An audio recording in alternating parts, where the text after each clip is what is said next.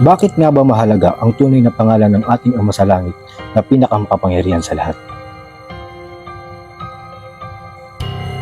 Karamihan sa ating mga Pilipino ay iniisip na hindi na mahalaga kung ano ang tawag natin sa ating Creator. Kung ito ba ang kanyang tunay na pangalan o kanyang titulo, at bakit nag-iba ang kanyang pangalan.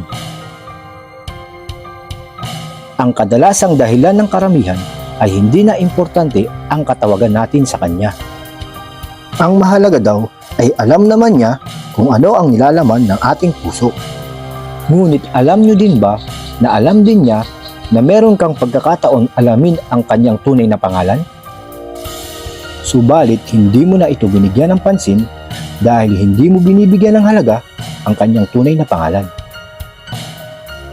At ginaya mo na lang kung ano ang kinasanayan ng mga tao, kung ano ang pangalan na katawagan sa kanya. Sa kadahilanang ito naman di umano ay translation ng kanyang pangalan.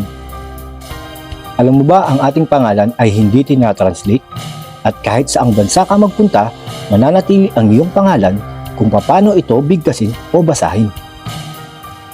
Ang iba naman ay sinasabi na dahil di umano sa transliteration, kaya ito nagbago. So, ano nga bang ibig sabihin ng transliteration? Ang transliteration ay isang proseso ng pag-convert ng nakasulat na teksto mula sa isang script o alpabeto patungo sa isa pa. Pangunahing nakatuon sa pagpapanatili ng pagbigkas ng orihinal na salita sa halip na ang kahulugan nito. Sa makatuwid ay dapat panatiliin ang parehong pagbigkas sa orihinal na pangalan. Alam mo ba na napakaraming verses sa scriptures na nagsasabi na ang tunay na pangalan ng ating Ama sa Langit at ng ating Mesaya ay napakahalaga at ito ay hindi maaaring palitan ng sinuman o kahit anong pangalan. Ayon sa Matthew chapter 1 verse 18 to 21, ipapanganak ni Maria ang ating Mesaya sa pamamagitan ng kapangyarihan ng Espiritu Santo bilang isang batang lalaki at ililigtas niya ang kanyang bayan sa kasalanan. Binanggit din ito sa Lucas chapter 1 verse 26 to 33 at nilinaw dito ng ating Ama sa Langit na isinugo niya ang kanyang anghel na si Gabriel upang ihatid ang pangalan ng ating Mesaya kay Maria na nakatakdang ikasal kay Jose na galing sa angkan ni David at manganganak ng isang sanggol na lalaki at siya'y magiging dakila at tatawaging anak ng kataas-taasang amang nasa langit at maghahari sa angkan ni Jacob magpakailanman. Ang kanyang paghahari ay walang katapusan. Ayon sa Acts 4 verse 12, sa kanya lamang matatagpuan ang kaligtasan sapagkat walang ibang pangalan sa buong daigdig na ibinigay ng ating Ama sa Langit sa mga tao upang tayo ay maligtas. Ayon sa Exodus chapter 23, sinasabi dito sa verse 13, pakinggan niyong mabuti itong mga sinasabi ko sa inyo. Huwag kayong manalangin sa mga Diyos-Diyosan, ni babanggitin man lang ang kanilang pangalan. Maging si Propeta Joshua ay binabanggit din ito sa Joshua chapter 23 verse 7. Huwag kayong manalangin sa kanilang mga Diyos-Diyosan. Huwag kayong manunumpa sa pangalan ng mga ito. At huwag din kayong sasamba o maglilingkod sa kanila. Ganito din ang nakasulat sa Exodus chapter 20 verse 3. Huwag kayong sasamba sa ibang Diyos maliban sa akin. Kahit sa Isaiah chapter 42 verse 8 ay may binabanggit na pangalan at sinasabing walang makakaangkin ng aking karangalan at kapurihan at hindi sa Diyos-Diyosan. Ganito naman ang sinasabi sa Philippians chapter 2 verse 9 to 11. Sinasabi dito na binigyan siya ng pangalan higit sa lahat ng pangalan. Gayong ang pangalan niya ay luluhuran at pagpupurihan ng lahat ng nasa langit, nasa lupa, at nasa ilalim ng lupa. Ang malaking katanungan dito ay tama nga ba ang binabanggit nating pangalan ng Ama at ng Misaya? Paano natin masisiguro na sa panahon natin ngayon at sa mga nakaraang panahon ay ito talaga ang kanilang tunay na pangalan? O ito ay talagang pinalitan upang tayo'y lituin at sadyang maliin para itago sa atin ang katotohanan?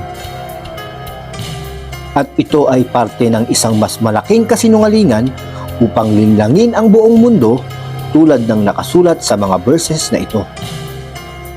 At binibigyan tayo ng babala na ang buong mundo ay malilinlang ng dyablo. At maging ang mga hinirang ay posible ding madaya kung hindi mag-iingat ay maaari ding malinlang. Huwag po natin kakalimutan kung gaano katalino si Satanas na maging ang ikatlong bahagi ng mga anghel sa langit ay nagawa niyang linlangin sa harapan ng ating Amang pinakamakapangyarihan sa lahat. Tayo pa kayang mga tao ay hindi niya kayang papaniwalain sa kanyang mga kasinungalingan at pandaraya?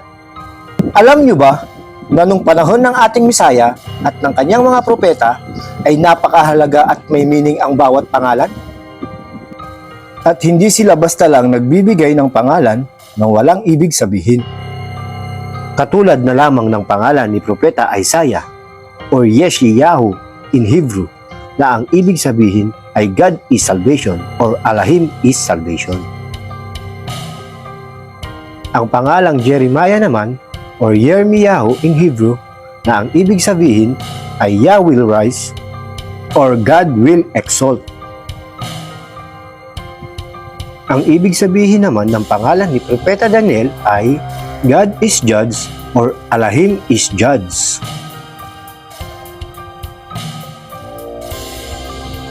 Maging ang pangalan ng ating amang si Abraham na ang meaning ay Father of all nation. Kahit ang pangalan ni Satanas na ang ibig sabihin ay adversary or accuser. At napakarami pang pangalan ng mga propeta na may malalim na kahulugan.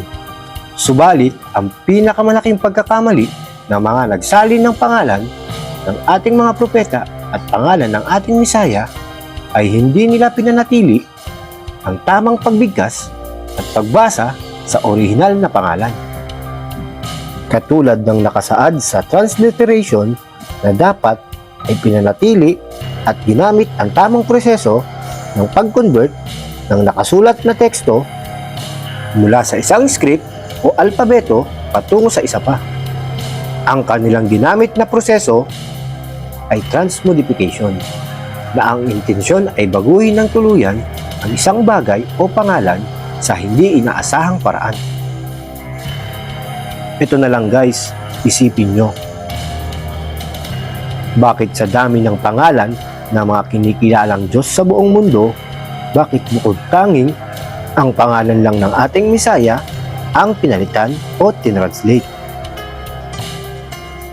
Bakit sa Buddhism, nanatili pa din ang pangalan o titulong Buddha at hindi naman ito tinranslate? Ganon din ang pangalang Krishna ng Hinduism. Nanatili ito sa kanyang orihinal na pangalan.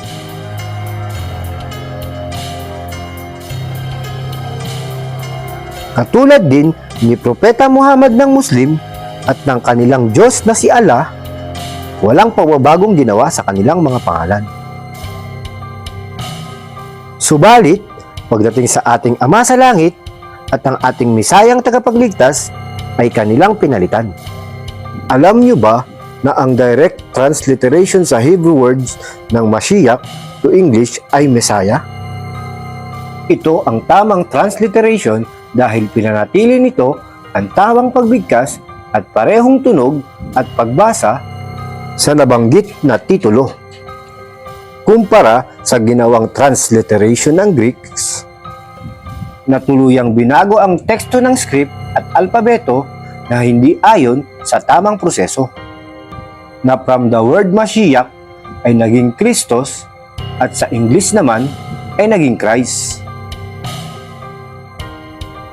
na pinanggalingan sa katawagan ng mga Kristiyano. Samantalang, ang titulong Mesaya ay direct transliteration from Hebrew to English, na sana ito ang ating sinunod at dapat pinagmulan ng bansag sa ating mga mananampalataya. Mga kapatid, huwag po sana nating kalilimutan na halos lahat ng mga propeta at mga apostol at maging ang ating Mesaya ay mga Hebrew people at hindi sila mga Greek people.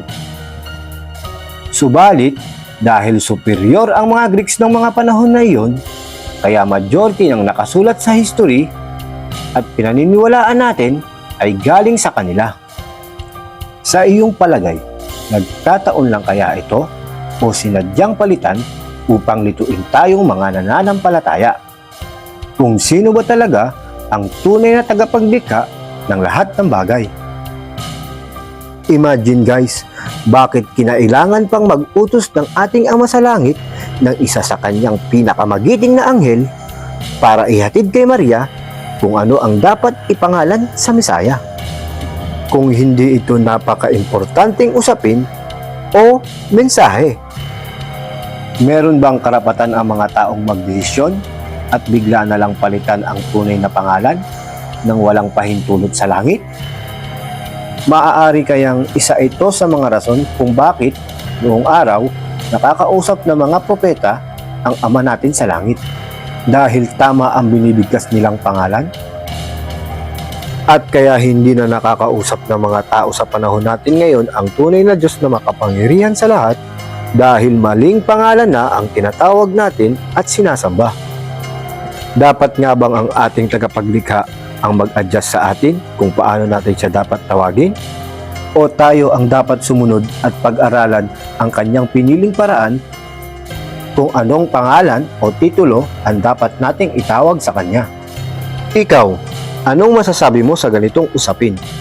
Tama bang palitan ang tunay na pangalan ng pinakamakapangyarihang nilalang sa ating daigdig?